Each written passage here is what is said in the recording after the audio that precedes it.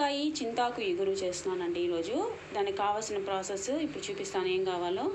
చింతాకు పొడి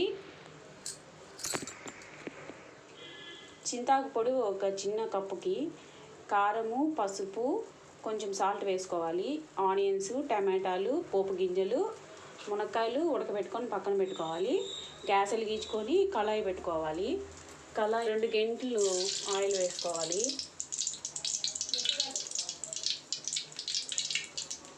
3 గంటలు వేసుకోండి. ఆయిల్ హీట్ ఎక్కాక ఆవాలు, జీలకర్ర అవన్నీ వేగినాక ఎర్రగడ్డలు.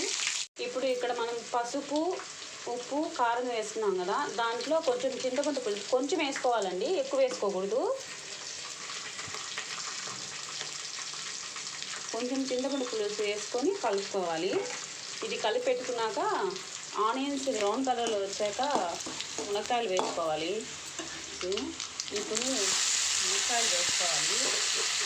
మునక్కాయలు కొంచెం బాగా వేగినాక మనం ఇప్పుడు టమాటాలు వేసుకోవాలి.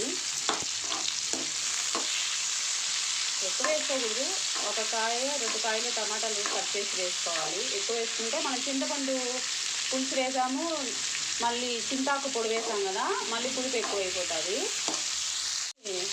మిశ్రమం చేసుకోవాలి. ఇప్పుడు చింతాకు ఇగురు వేసుకోవాలి.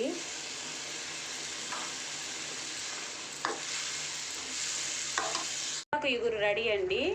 మునక్కాయ చింతాకు ఇగురు రెడీ.